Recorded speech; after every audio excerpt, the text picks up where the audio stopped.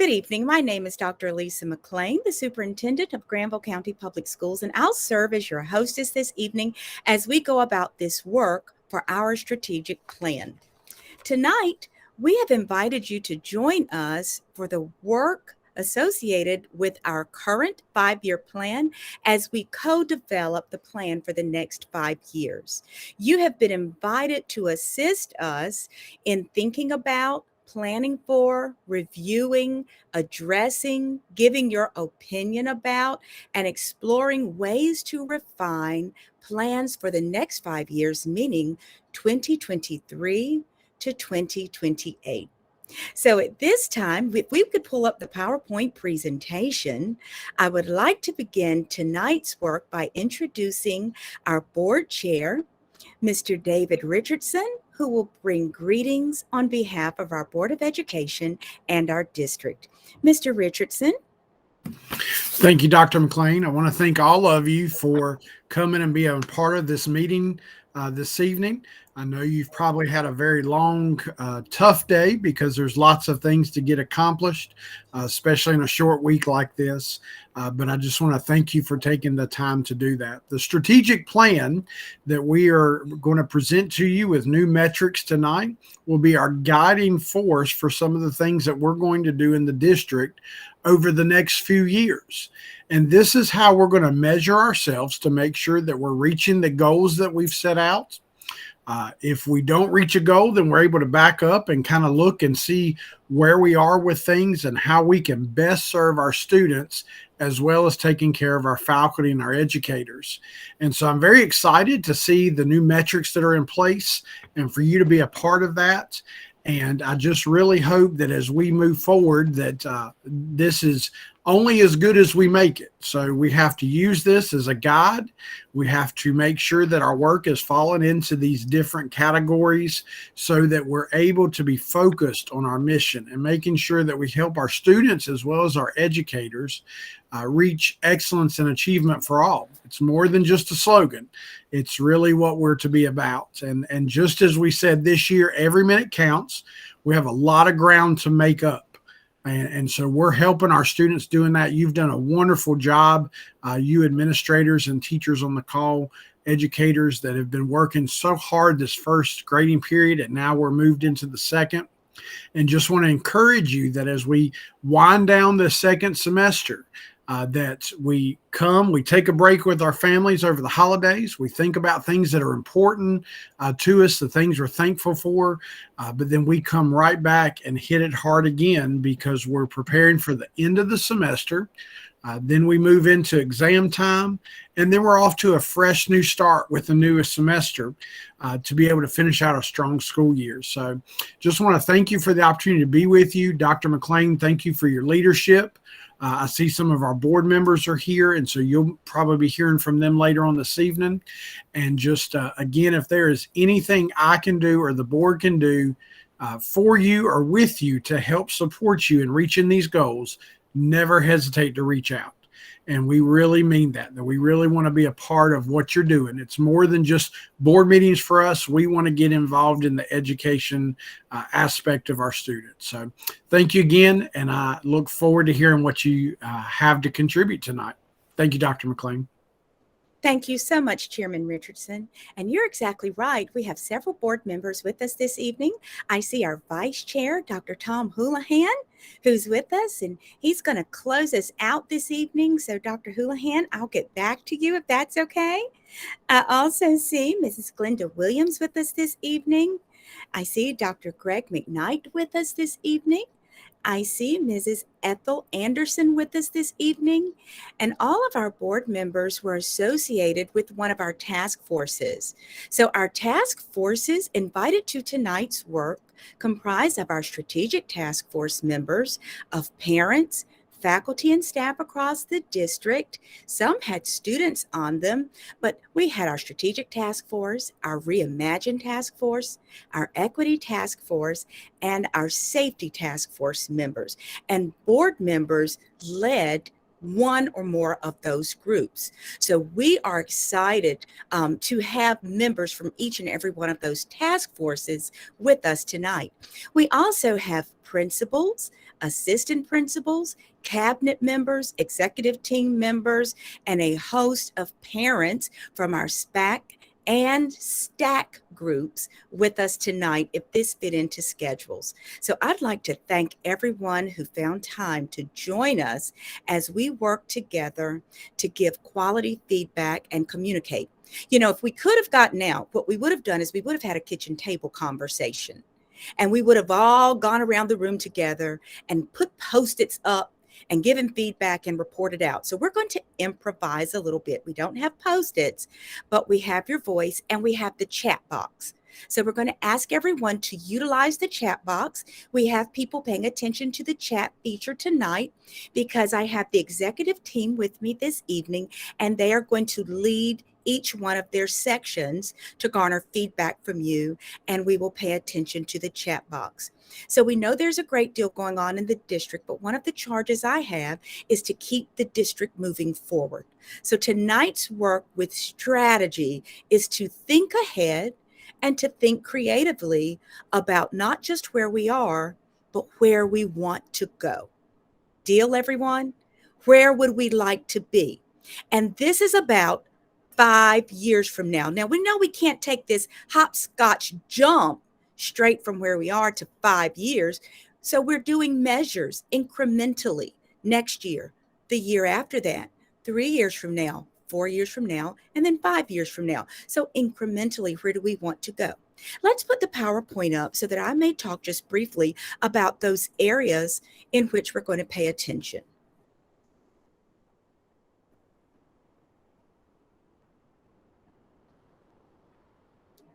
Very good. Next slide, please. Here are our team and the Board of Education team members. You will find this in the strategic plan booklet. Next slide. We've done that. Next slide. So the vision. Here is the vision for our work. Every student will reach his or her full potential, prepared to thrive in a changing world. Now, I'd like to stop right here because someone might have some suggestions as it relates to the next 5 years. People toiled when I first arrived and we attempted to put a strategic plan together. People on committees toiled over every single word you see in this vision.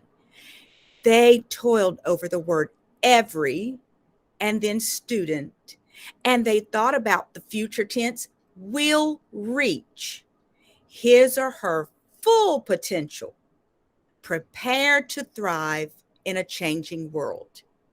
Let's take a minute or two. If you would like something altered or adjusted with the vision, please put it in the chat box at this time.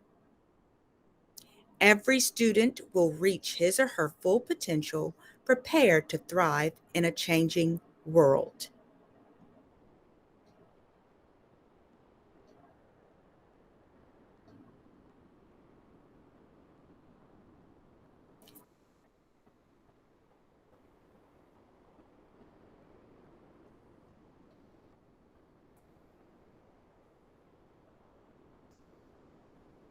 Those of you checking the chat box, do you see anything there we need to monitor?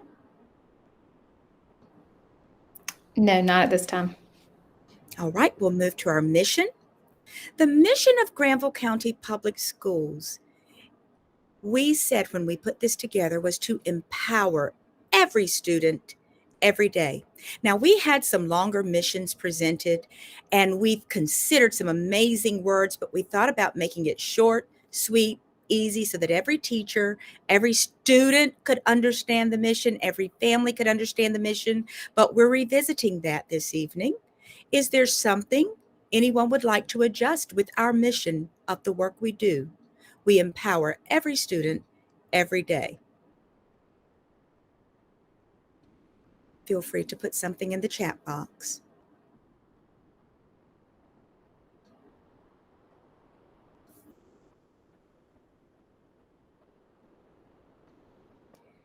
Anything to change at this time? No. All right, next slide, please. Here are the 5 strategic priorities we will be visiting tonight, and this is where we need your best thinking. The strategic priorities will not change, but the metrics and some of the goals certainly may. The academic success priority states we will hold high expectations for all students, ensuring our curriculum, assessment, instructional practices lead students to reach their full academic potential. And that goes right in line with our vision and mission. Dr. Winborn will lead that conversation tonight. Under health and safety, we will ensure every school is safe, physically, environmentally, and socially for all students and staff. That conversation will be led by Bill. Am I right, Bill? Mr. Bill Graham will have that conversation tonight. Thank you. Under human capital management, we will value educators, leaders, and staff, and will recruit, select, support, develop, and retain excellent educators, leaders, and staff. That conversation will be led by Mr. Jamar Perry this evening in our Human Resources Department. Under fiscal responsibility, we will align our budget and resources to the needs of our schools and community, ensuring our resources are used in the service of our students. Ms. Beth Day, our finance director, associate superintendent, will lead that conversation tonight. And under communication and community, we will foster meaningful relationships within our community, listening and communicating intentionally and effectively with students, parents, businesses, and other stakeholders. That conversation will be led by Ms. Courtney Curran tonight. That's in part what we're doing this evening. We want to be completely transparent in all of our work, and that begins even with our strategic plan, the goals, and the strategies, as well as the metrics. So next slide, please.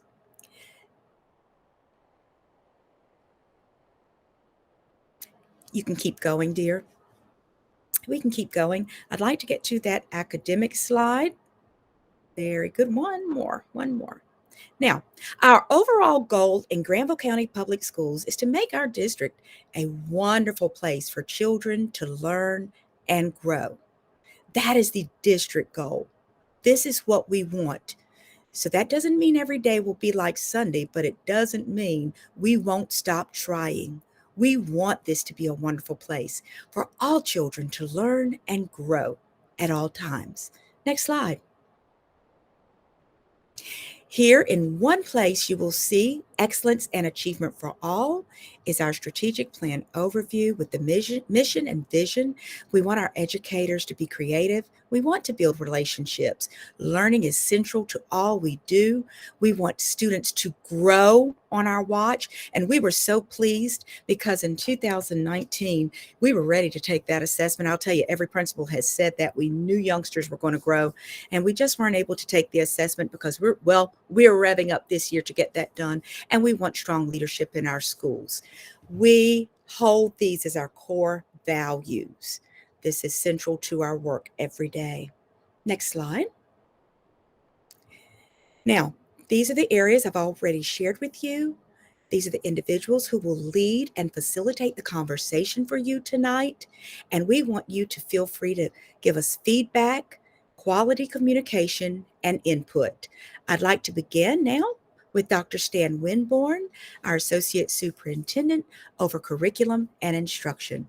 Dr. Winborn. Thank you, Dr. McLean, and good evening, everyone. I hope you're all doing well, getting excited for the upcoming Thanksgiving season. So as Dr. McLean said, we have a really fantastic strategic plan. And one of the nice things is that we're constantly working on it. It is truly a work in progress. It's an organic document, and it's had tremendous amount of input so far from so many different stakeholders to get to this point. So I'm going to lead us through the first component or priority, and that is our academic success of our students. Because first and foremost, we are an academic institution, and that is our work in essence. That is what we do. This is our why. So under this priority, the folks that have provided the input in developing this plan carved out 4 different areas of focus under academic success. And so from these, you will see strategies and rationale that flow from them. So the overarching goal you can see to the left side under academic success is that we will hold high expectations for all students, ensuring our curriculum, assessment, and instructional practices lead students to reach their full academic potential. And there are those 4 key strategies. First, making sure that we have a very solid core curriculum that is based on North Carolina's standards, and that all of our work that flows from that is aligned and has high expectations for our students. The next strategy is making sure that we give a variety of compelling options to our students, and not just in the core areas, but other areas that may provide students an opportunity to explore and be exposed to things that they have not done, but also focusing on that workplace readiness, workforce readiness. The third strategy is about the whole child support. And this is about looking a little bit beyond academics, making sure that our students are healthy, that we're meeting their social and emotional needs, and that we have that safe environment for all of them. And then finally, something that's become extremely relevant given what we've gone through with the pandemic, as we continue to deal with everything that COVID throws at us, is making sure that we differentiate for the individual needs of our students and close the gaps in learning that may have been occurring. Since public education has existed, there have always been differences in abilities and skills and gaps, but we see that now more than ever, it's really a struggle. So you can see to the right, those are the rationales that are listed, but really what we want to talk about today are the actual targets or metrics that we're going to use to measure whether or not we're meeting these goals. And so these bulleted points here, again, are the result of a lot of deliberation. This list started out much larger, and it was pared down, and things were added and then removed and tweaked and changed and so on and so forth. But this is in essence what we have agreed upon are the ways that we're going to measure our academic success. The very first one there is by increasing our graduation rate. We want the number of students who enter the 9th grade to graduate in 4 years. We want to see that number continue to rise. We also want this attendance rate. Our students need to be in school if they're going to learn. We also want to decrease the dropout rate, increase the number of schools that meet or exceed growth. And again, that's something Dr. McLean referenced earlier. And that, of course, is measured by the state using EVOS. And then finally, we want to increase the number of schools that receive a letter grade of an A, B, or C, according to the North Carolina State Report Card.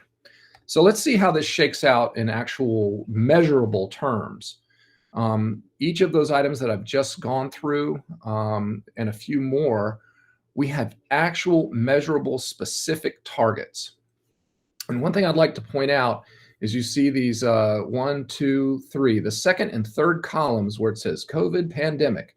That's right when it hit us in 2019-20, and of course 2020, 2021 was last year, and then we are technically still in the pandemic, although we're very fortunate that we've been in-person learning since the start of this school year. But what you can see is that despite this dip, this interval that we've gone through, we have ultimately decided to not lower our expectations. I want to say it again, we have decided to not lower our expectations. We want to continue setting our goals high and try to reach where we want to be. As Mr. Richardson said, we might not get there, but if we don't aim high, then we certainly have no chance of reaching it. So you'll see our graduation rate is, we're hoping that will go up about 1.5 points per year, so that by the end of this 5-year cycle, we'll be at over 90%. We want our attendance rate, again, to get up above 96. We want the number of our dropouts. This is an actual count, a student count of dropouts to hit at or below 30. Math course rigor is a measure of the difficulty of math courses that our high schoolers take. We want that up well above 95%. And then we have a measure in a test called Work Keys and ACT. That's a workplace readiness and a college readiness exams. And those are some measures there that are very ambitious, very high targets that we have set there, much higher than the state average. Following that, you will see the number of schools that meet or exceed growth. We want this year, that's right, this school year, 100% of our schools to be meeting or exceeding growth. And then we want to sustain that. The number of schools that receive a school performance grade of C or higher this year, this school year, we want to be at 100% and sustain that moving forward. And then finally, another workplace readiness measure is the number of credentials that are earned by our graduates. And so we want almost 1/3 of our students to be earning those by the end of their career in high school. So I'm very proud of the numbers that all the stakeholders, and again, those include students, parents, community members, our educators, our principals, and our board have contributed to this. I believe it's important to aim high, and I think we can do it. So with that, I will pause and allow time for any feedback or reflection from the group.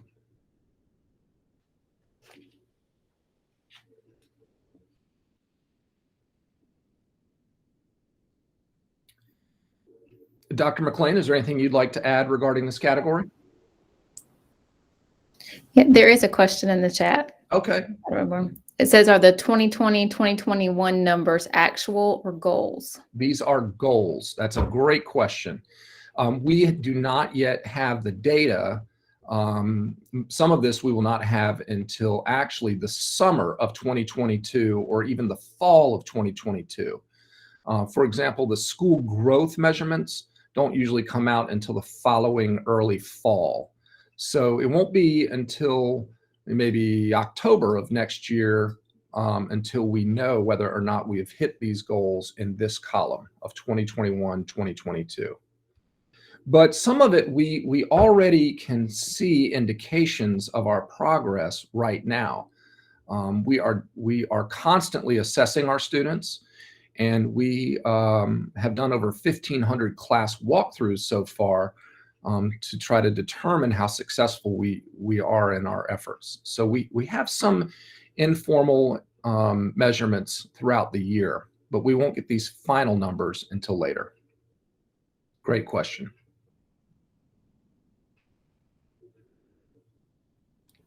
There's another question. It's, are the state tests the only metric that will be used to calculate school growth? Yes, yes. The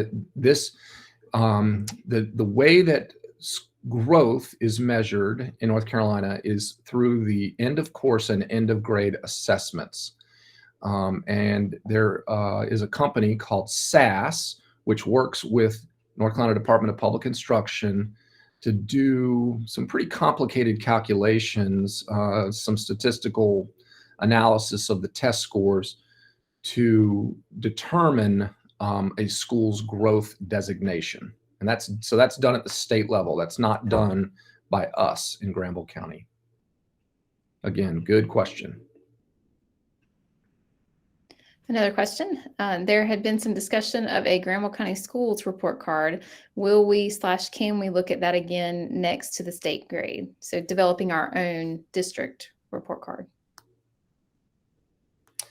Yeah, so I'll take a stab at that. And Dr. McLean, you may want to weigh in, or a board member. A lot of great work has been done around that already. And I think What derailed some of that work was the pandemic.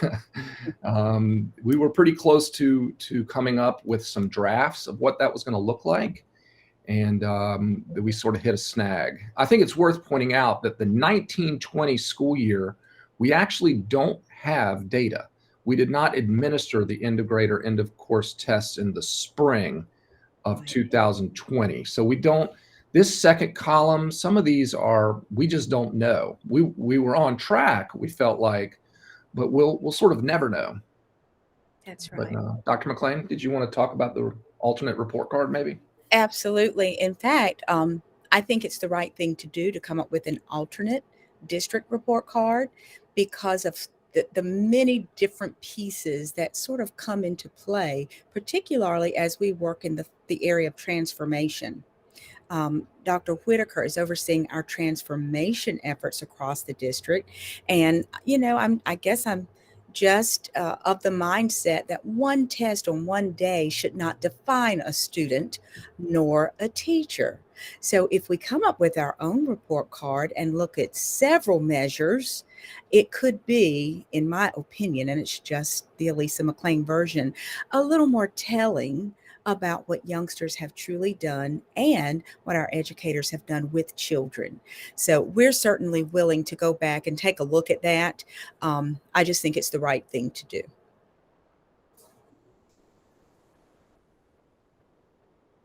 Great questions here. I think, is there anything concerning about some of the metrics? Again, several eyes have been laid here, looking at the progression. When you look at some of these measures, you may see 1 point, you may see 2 points. It doesn't mean it's just one child. Another group was very concerned about, is that just 5 children or 10? That this is a compilation of grade spans and lots of numbers, I will say, that have come into play for some of this. Any concerns with the metrics you see here that we might need to take a stab at? Dr. McLean, can you hear me? Yes, sir. Yeah, the one question I would have is we've got increase and we've got decrease. What is your thinking about when we say increase, for example, the 4-year cohort graduation rate? What is is 1% acceptable? Do we expect 2%?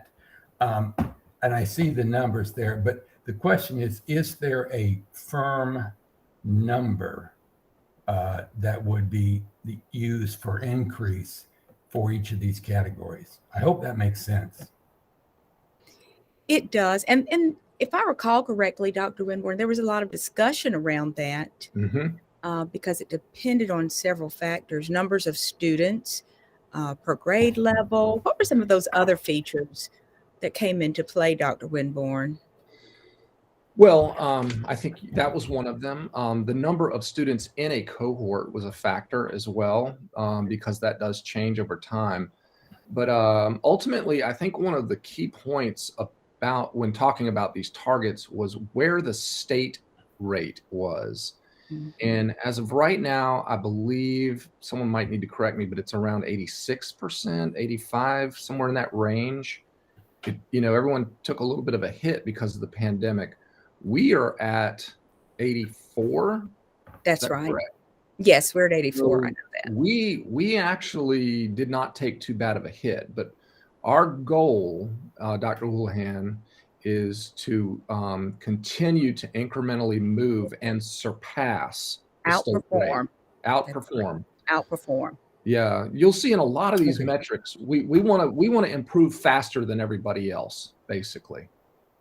Great. That's the only way we're going to get ahead. Yeah. That's a great question, though.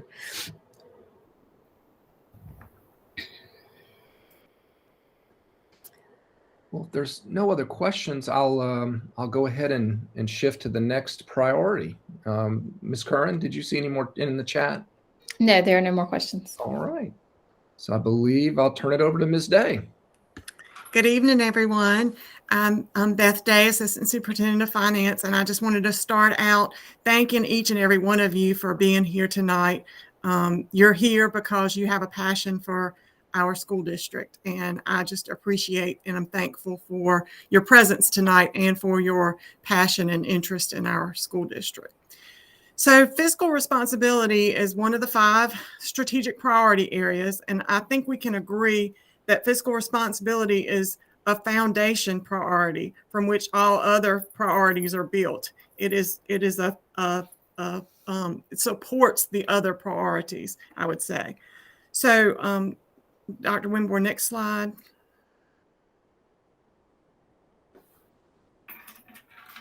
And yeah, that one. So the goal for fiscal responsibility is that we will align our budget and resources to the needs of our schools and community, ensuring our resources are used in the service of our students.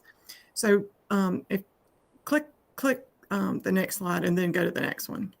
So there are 3 strategies to get us there to that goal. Again, as I'll kind of reiterate what Dr. Winborn said, what Dr. McClain said, is that there's been a lot of input to come to what these strategies are and what this goal is in our strategic priority. But the 3 strategies that are included are alignment to priorities. So allocate resources in alignment with our remaining strategic priorities. Again, we are supporting with the fiscal responsibility, we're supporting the strategic plan for the district, the other priorities. Number 2, long-term facilities planning. So write a long-term facilities modernization plan based on instructional and infrastructure needs. The 3rd, transparency. Institute clear reports that show how and where Granville County Public Schools is allocating resources. So those are the strategies, and then you can see the rationale behind that. Next slide. As Dr. Winborn talked, there are some metrics for meeting these goals. And again, this is based on feedback from lots of different stakeholder groups. But the items that we're looking at is increase the percentage of every dollar of the operating funding budgeted for instructional services, targeted fiscal communication to the public at strategic times, and then increase the health and safety budget for upcoming school year. So those are the things, the metrics. So the question is, our goal, again, what our goal is we'll align our budget and resources to the needs of our schools and community, ensuring our resources are used in the service of our students. So the question for tonight is, what items, how can we measure to ensure that we are meeting that goal of fiscal responsibility in our district? And so I think this is one that is a little challenging when we've had these other strategic planning meetings in the past, and we've discussed this. It's hard to sort of get your mind around specifically what you look at in fiscal responsibility to make sure that you're meeting those goals, because some of the discussion has been that if we meet our goals, such as Dr. Winborn just talked about, those academic goals, then that is probably an indicator that our funding is being aligned to what it needs to be, because we are meeting those main academic goals. But so these are the items, again, for fiscal responsibility. Increase the percentage of every dollar of the operating funding budgeted for instructional services. So those instructional, that means teachers, that means money that is going into the schools, teachers in the classroom, supplies in the classroom, increasing the percentage of funding that is used for that. And you can see the percentages there and the goals for the coming years. Targeted fiscal communication to the public at strategic times. And this is where I definitely need your input, because what does that look like? I mean, my team always picks on me that when we have to do fiscal, financial presentations, they are not so interesting. So I need to know input about what do we need to, we don't want to bore people, but we want to give the information. We want to be transparent about what we're doing and make sure that we're given appropriate information. And then increase the health and safety budget for the school year 21-22. That was something that came from stakeholder feedback. And I think that was pretty targeted for that specific year, 21, this year we're in now, 21-22. So I'll be glad to take questions and would love your feedback on this. You already have one question, Mrs. Day. It says, will the increase of COVID funding be separated out of this so that we do not look like we are losing ground in future years? That's a great point. That's a great point because, and that is what is challenging. I mean, that's definitely challenging with the COVID fund because those are significant dollars, but it is challenging to look at just even this health and safety budget. When you look at those dollars, the amount that we spend on health and safety, we might have gotten a grant, a safety grant in a particular year. So it looks, that's additional money in that particular year. And so it does, there's a lot of factors that go behind that. But I think that's a great point to pull out those COVID funds. And I think, again, that's where the a percentage versus, hard dollars, probably a percentage is more applicable to look at over years.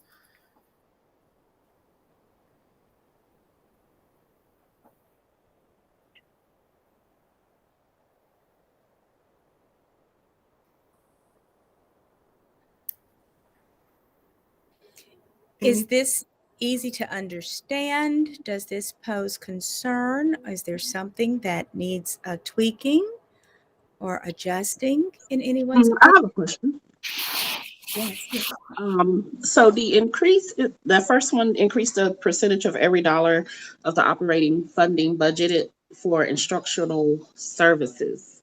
So is that amount related to like the raises that teachers get, or is that something different? Great question. Great question. So raises that teachers get would be included because any money, any salary that is paid to a teacher is considered instructional funding. So that would be part of that as far as using funds on instructional purposes. Ms. Day, Yes, Ms. ma'am. Williams here. Could you just maybe, for the benefit of everyone, maybe name a few of the categories that would not be a part of this instructional services? Great question. Great question. Actually, utilities, the utilities for a building would not be instructional services. Those facility type expenses, the central office expenses would not be part of instructional services. It is those expenses that are classroom type teacher expenses that are instructional. Great question. We do have some comments that aren't questions in the chat, so I'll just say them for everybody's benefit. Grants are great in support of our school system, especially during the pandemic, from Ms. Anderson. And Mr. Bebe, continue financial presentations at each board meeting that is streamed live. This should meet the targeted fiscal communication goal. Great comment. Ms. Anderson has a raised hand. Yes, I sort of let that one out without finishing up that, because as you just read off about the grants being great in support of our school system, and getting those funds are great, but does that have the opposite impact when we get those and then we are in need of other things, and then the funding, much like the health and safety budget, it's not going to cover that, and then we have to look in other areas? Do you see any pros and cons? The grants are great, but we don't want that during this pandemic to sort of go the other way on us. What are your thoughts? Right. Yeah, I think that's a great question. Because that's always a concern for any kind of grants or additional money is the sustainability of it. And what do we do after when that money runs out? As well as, transparency is always so important to us But some of the funds that we receive are targeted or specific for specific dollars. So, the public not understanding, well, how can you have a financial problem when you're spending this amount of money on something, but we're spending that amount of money on as grant funds that are specific for those things that we're doing, and it can't be used to solve this other problem. And I think that is a real challenge, getting that message out there. Great question, Ms. Anderson. Thanks.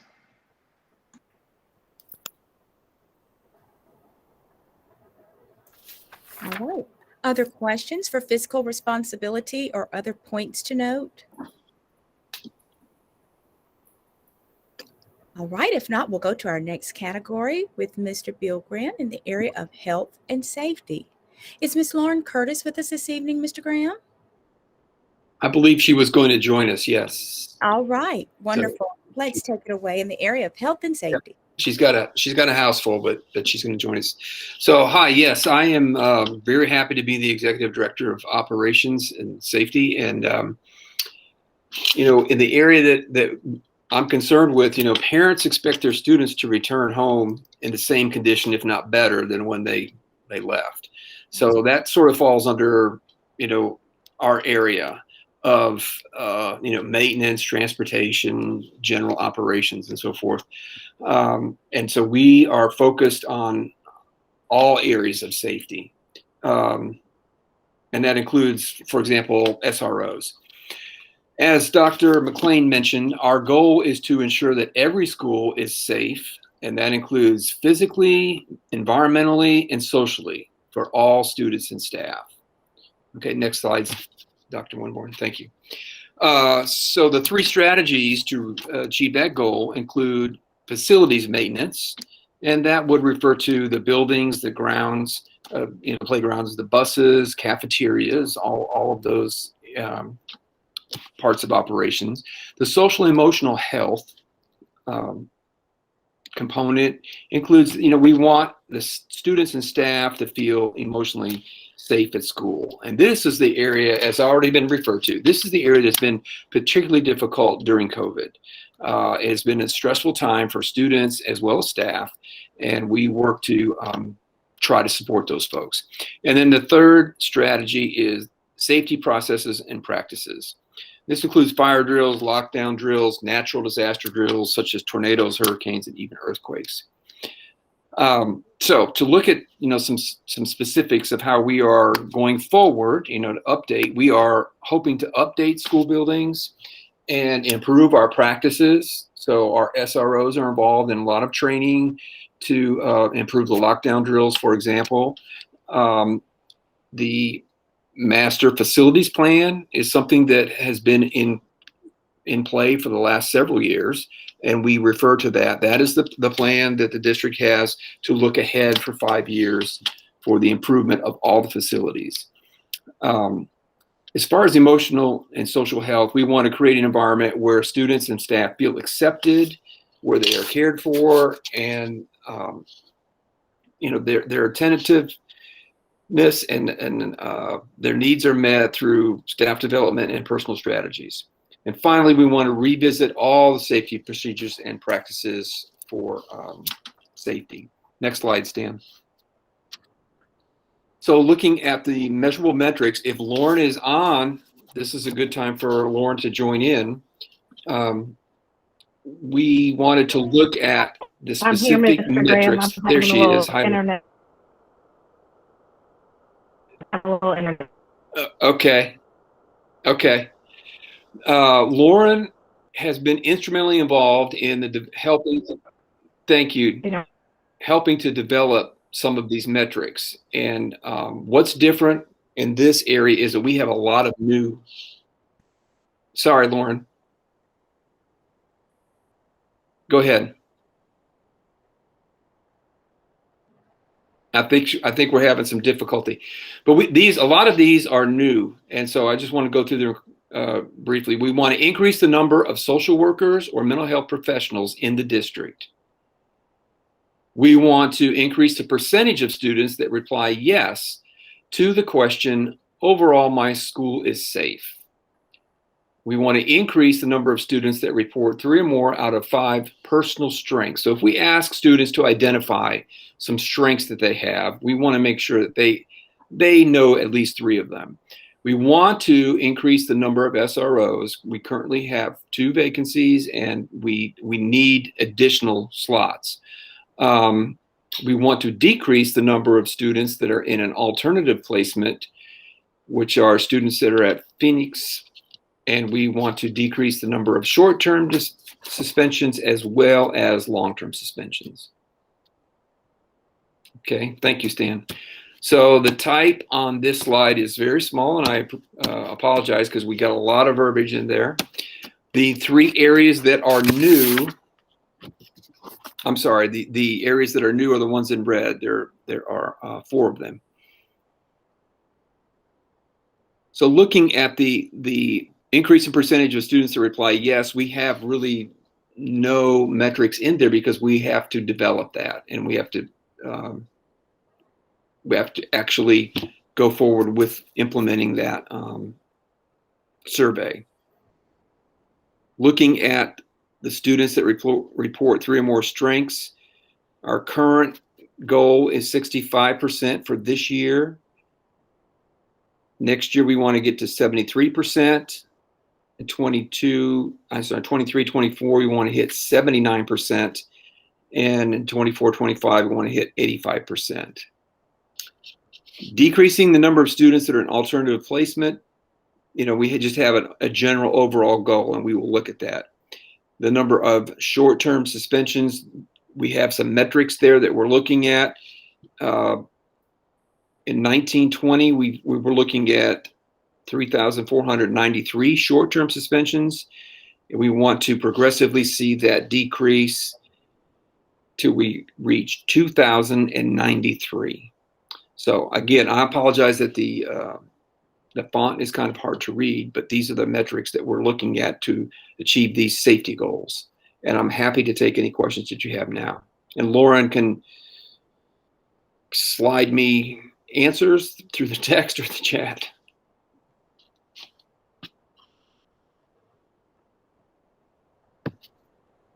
Anything, Ms. Curran? Not right now. Okay, hearing none, I'm happy to slide. Oh, we do have one. SROs have been an issue due to officers available. How will that affect our goals?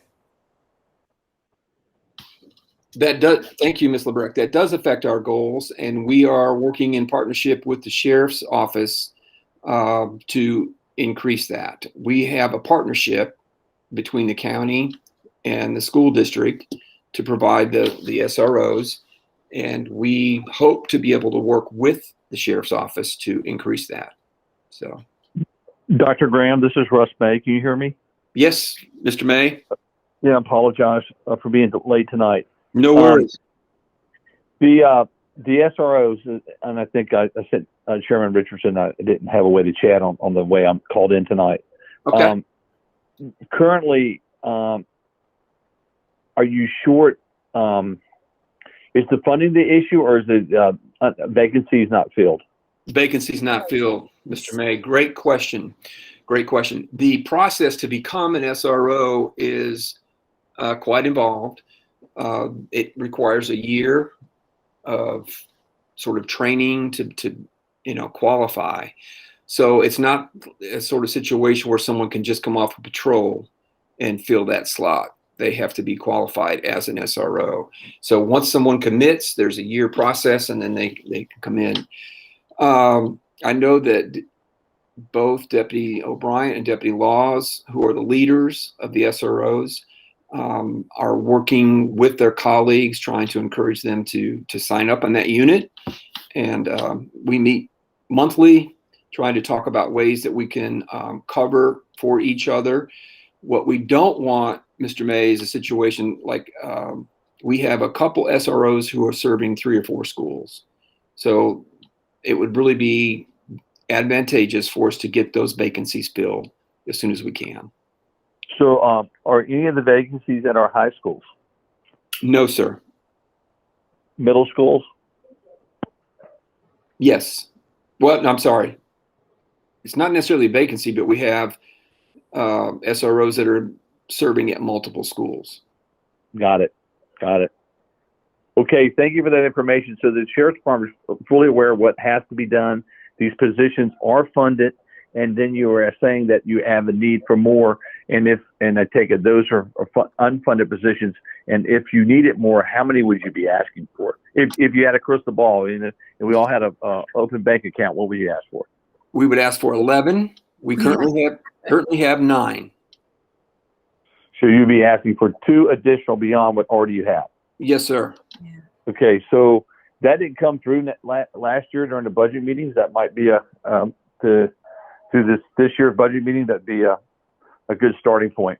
Absolutely. I'd be happy to come talk, Mr. May. No problem. I mean, I'm a proponent of the SROs, so just a matter of Sheriff Department making that request, and of course, got to go through the board and so forth. But Sure. Just one vote, one body. But I support the SRO program. I think it's invaluable. Thank you. We appreciate it. Thank you. Mm-hmm. How do I mute after I on the phone here? I got it. Don't worry. Mr. May sounds like a titan of cellular communication. Wonderful. Good evening, Mr. May. Anything else for Mr. Graham, everyone? If not, we'll move right along to our Human Resources Department, and they oversee our human capital management conversation. Mr. Jamar Perry, will you take it away? Certainly. Good afternoon, everyone. I just want to talk to you a little bit about our human capital management. So our goal is that we do value our educators, leaders, and staff, and we work very hard to recruit, select, support, and develop and retain excellent educators, leaders, and staff. There's 3 strategies along with the rationale. Teacher growth and development. We know that educators are their single most important factor in helping our students succeed. You heard earlier today about the academic success. Well, in order for our students to be academically successful, we need strong educators in our classrooms in order to make sure that they are receiving the quality instruction based on the standard course of study and that has been provided to us by the state. We work very hard to make sure that our teachers feel respected and honored and given time and professional development in order to develop and grow. Principal growth and development is our second strategy. Our school leadership is important. They are the key to making sure that our schools run successfully, ensuring that the operations daily at our schools are effective and of high satisfaction. Our third strategy is the personnel pipeline. How do we continue to strengthen our recruitment efforts as far as with the selection, onboarding, compensation, and retention of quality educators in our district? There are a number of incentives that we've been putting in place and we've developed over the time, and we'll kind of go into those in just a few minutes about some of the things that we currently have in place and continue to solicit feedback on creative ideas and mechanisms in order to ensure that we have our quality educators inside of our classrooms. All right, so our next slide. One more slide, please. So our measurable metrics for meeting our goals is number 1 is to reduce that teacher turnover rate. Right now, our teacher turnover rate is slightly above the state average. So we do want to reduce and retain the number of teachers that we do have currently in our district. We want to make sure, currently, there are a number of individuals, once we get them onboarded, we get them trained over for 3 years. And before you know it, they're knocking on our neighbors' doors and going to other districts. And we've trained them well to do great things in the classroom, but they're going to larger districts where there's some things that may be enticing to them that we may not be able to provide. But we want to look at ways that we can continue to reduce that turnover and keep those quality educators here in Granville County.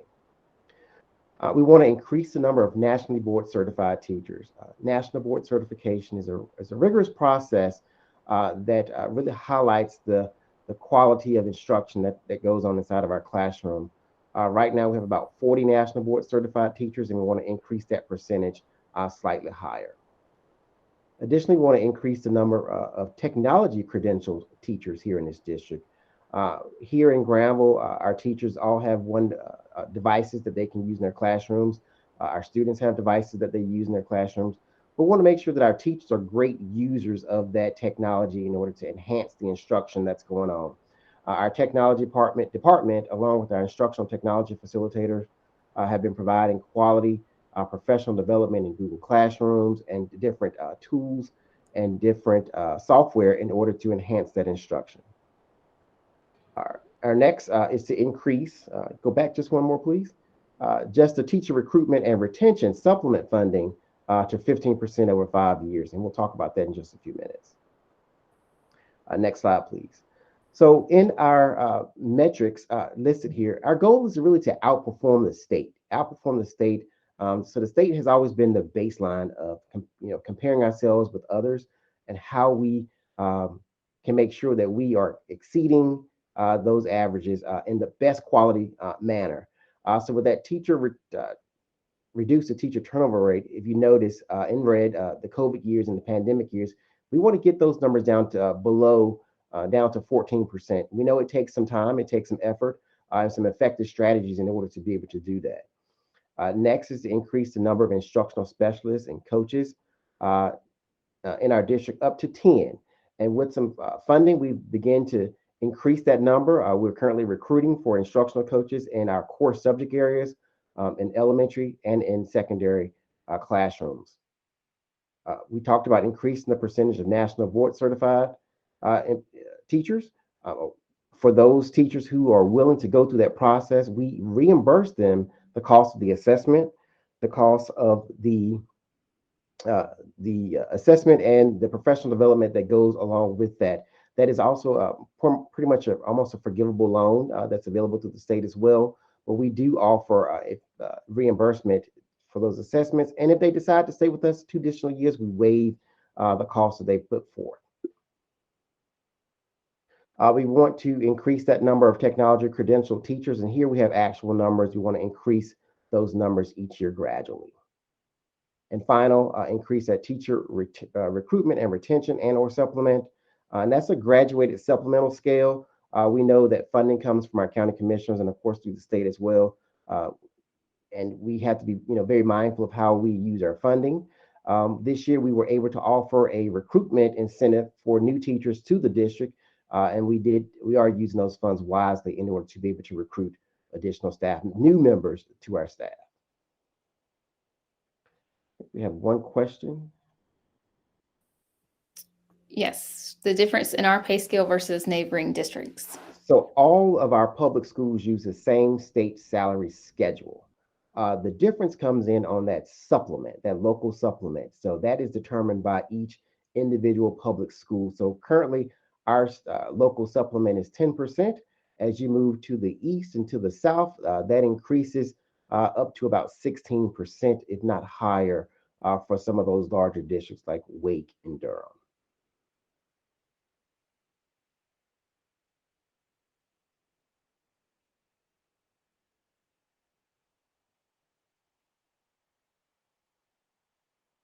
Are there any other questions? I don't see any other ones right now. All right. Oh, there is one. We are offering new teacher sign-on bonuses, but what are we doing for current teachers? That's a very good question. This year we are offering, as a part of our ESSER plan, we are making an amendment to our ESSER plan to provide a retention bonus to our current teachers that will be provided once they sign up. And that is for those who will continue to stay with us for the remainder of this current school year. For this year, it is $1,000. Oh, good. And to clarify, that is for all staff members, correct? All staff members. Thank you, Ms. Kern. We have some great teachers and staff members here in Granville County. That's really right. do. We took that to the board at our last meeting, and our board unanimously approved that. That was for everyone who will remain with us to the end of the year, $1,000 bonus.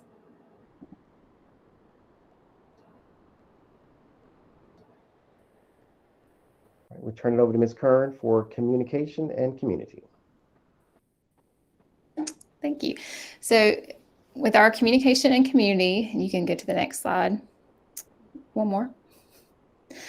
Our goal is to really foster meaningful relationships with our families, with our students, with our community, because we know that when we all work together, our students will perform better and they will meet their highest potential at a faster rate. And as you've seen in all of our other strategies so far, our goal is to outperform. And so we want to make sure that we are building those relationships with our stakeholders, our businesses, our parents, so that our students can outperform everybody in the state, not just their peers. We want them to outperform and to reach their highest potential so that they leave our schools ready for what comes next for them.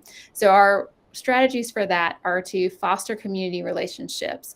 We are trying to institute practices across our district that invite parents and community members into our buildings and stakeholders through business internship possibilities for our students, through parent involvement and community member involvement in tutoring and gathering feedback in sessions like this one.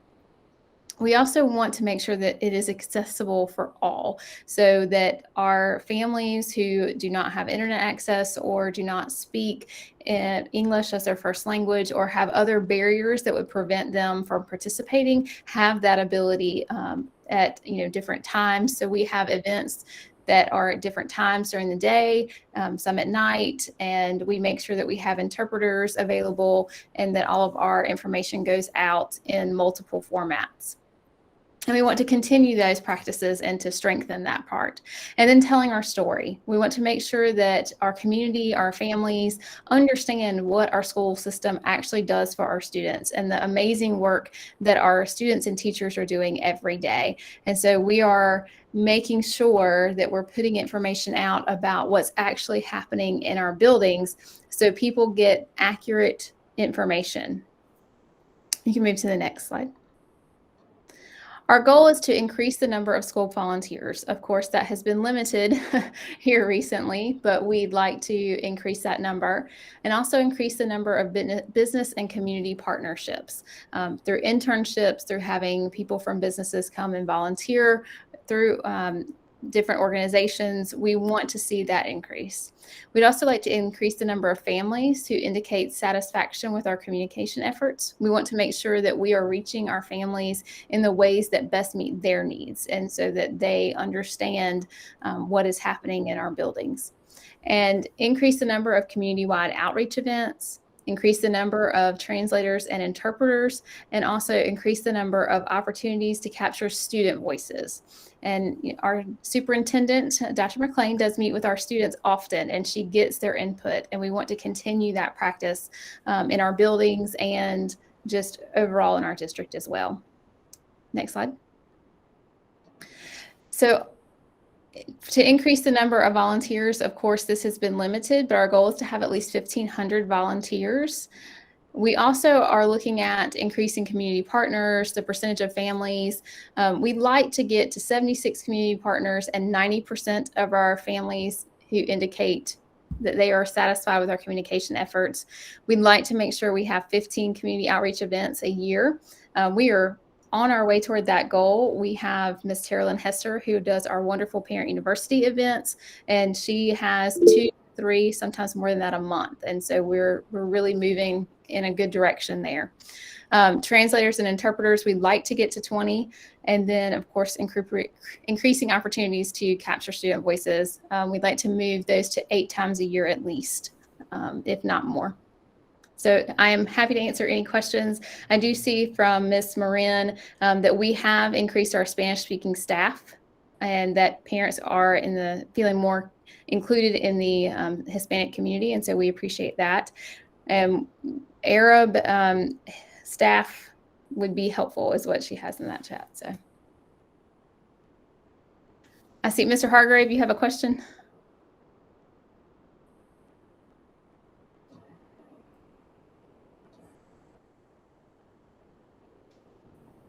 Can you hear me okay? Yes. Yes. Okay, finally. I'm in my car, so I've been struggling trying to do this.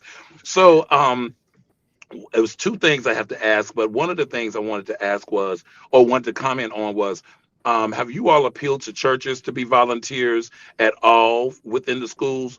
Because my church does a lot for Stovall Shaw, because that's the school that supports our younger children.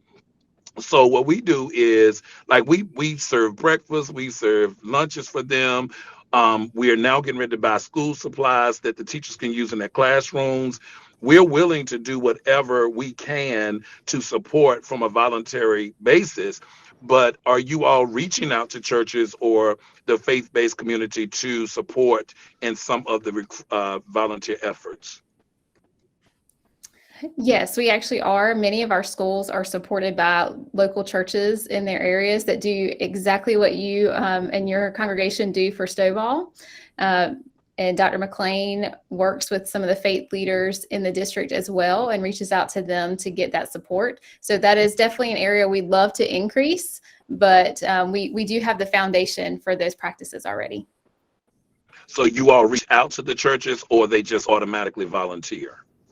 No, I think the safest way to put it is I think our schools have reached out to those churches in their community. It's almost like our business partnerships. We've not arranged it per se at the district level. We can make that much more formal. So I think that's something we can take note of, Courtney. That we can make that a bit more formal if need be. Okay, well, thank you all so much for answering that question. And at some point, I would like to ask the HR director a question after she finishes her comment. Sure. I see April Schaefer. Need to get volunteers back in schools. If we can have visitors or in sports events, we should be able to have volunteers. Volunteers are able to get back in schools. That happened, let's see, Lauren, about 2 board meetings ago. I think it's the number of volunteers that matter at this time, Ms. Schaefer. We can't have the same number, but volunteers are welcome back in schools. Let's see, reach out as part of our PTO. Absolutely, that's right. Volunteers, PTOs, they are well underway in our schools. Schools are just really managing numbers at this point. They can't go to full capacity, but they're ready to rock and roll. Okay. So we can spread that word a little bit. All right. Right. Ms. Anderson, looks like you have a raised hand. Yes, yes. And it's because haven't been on the board less than a year. My question is with regards to the PTO or the communications, I say the community involvement and the parents' involvement. What would you say that involvement, if you were to give it a rating? I know we can always use more parental involvement, PTOs or whatever the case might be, but what would you consider the current and how we can help increase parental involvement? Mrs. Anderson, I'm going to take a stab at that because I think it depends on the school. Just based on what I see around the district, some schools have some very active PTOs and PTAs and athletic booster clubs and some band and chorus booster clubs, and then just some active volunteers, whereas some other schools, it's like pulling teeth. And when I was a principal, it was the same way. Some schools were very active with their parent organizations, and then I had some years at some schools where it was very difficult. So it really is school specific across the district. Okay, thank you so much. And could we at some point see the school specific breakdown or, just sort of get a feel? I think we can reach out to principals and let us try to get that together for you, okay? Great, thank you. And can I say something? Because I am on a PTO at West Oxford Elementary. Yes, ma'am. And I'm their vice president. And my son is in the 4th grade. So I've been on PTO since he started there in kindergarten. And it was like when it first started, it wasn't that many people, but it's hard to get the parents to come to PTO because of their schedule. So sometimes it depends on the parents and their schedule and if they're working or not. So sometimes we have a lot of volunteers and sometimes we don't have many at all. So it just depends on, I think, a lot of the parents and the scheduling. And so we try to work around that. And the teachers, they come, sometimes they can't. But, it's like she said, it's hit or miss. It depends on your school. And We actually, reach out to other parents and send letters out and say, hey, join our PTO meeting. So it just depends on the school and how they're trying to reach those other parents. Right. Great. Thank you for that, Ms. Royster. Thanks. We have Mr. Hargrove has his hand raised. Oh, I never moved it from the last from the last question. I'm sorry. I told you I'm struggling with this phone. But at some point, I would like to get back to the director of HR. But right now, I don't know how to take it off. So just ignore it for now. Okay. It's okay. Thank you. All right. Are there other questions? Anything for communication and community? Do the metrics make sense? Should we take a look at doing something differently in terms of communication and community? As you see, we added quite a few areas to this category when we met with other stakeholders. We just needed to increase in this area, and we're always open to that feedback.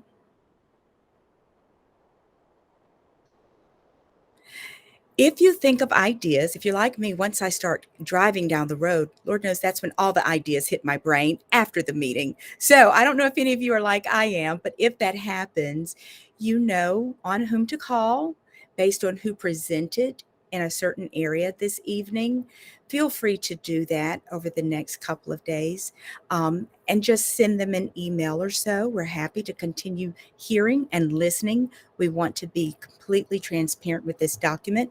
We're going to continue working and fine-tuning this work because our vision for this district is to make it the very best it can be for the little faces you see. This is a picture we took well before the pandemic. And this at that time was one of our student ambassador groups. And some of you might see some familiar faces in this picture. We have one or two up here who is graduated, another who is a senior. We have others who are now in middle school and they were in elementary school at the time. And time just flies when you're having fun. But the vision of keeping the main thing is still the same. And that's what we want to do for the children we have, so that this day comes and we know we have prepared children exceptionally well for the next level. So this concludes the formal portion of tonight's work. We thank you for the questions and the input. But what I would like to do at this time is to turn it over to our board members who took their time to be with us this evening. You've heard from our chairperson. You've heard from our chairman, Mr. Richardson. We also have Mrs. Williams. Is there anything you'd like to say this evening as we get ready to close out, Mrs. Williams? I just enjoyed all the presentations, and no matter how many times I hear different things, I always learn something new. And I'm really excited about a lot of the things that are going on. Thank you for being here tonight, Mrs. Williams. Mrs. Anderson, is there anything you'd like to add this evening? Well, I just like to say I really have enjoyed the session as well, and just hearing from you and understanding where you're at, where you're going, and where you want to go, and how it can be assisted by anything that we can do to help as a board. I'm there for you. So thanks so much for everyone, especially all the staff, the principals, everybody, for all you do. Thank you. Thank you so much for being here tonight. Dr. McKnight, you're with us this evening. Is there anything you would like to add? I would just like to thank the staff and all the educators for all their hard work. We've got a very ambitious strategic plan here, and I'm looking forward to the journey of knocking out some of those goals. Wonderful. Thank you for being here tonight. Mrs. Lebrecq, would you like to add anything this evening? I really don't have anything to add other than what's already been said. So just, echo everything that everyone else has already said, and my sincere appreciation for everything that staff and y'all do is just wonderful. Thank you. Thank you so very much for being here as well. And Dr. Houlihan, would you like to add anything tonight? Let's see.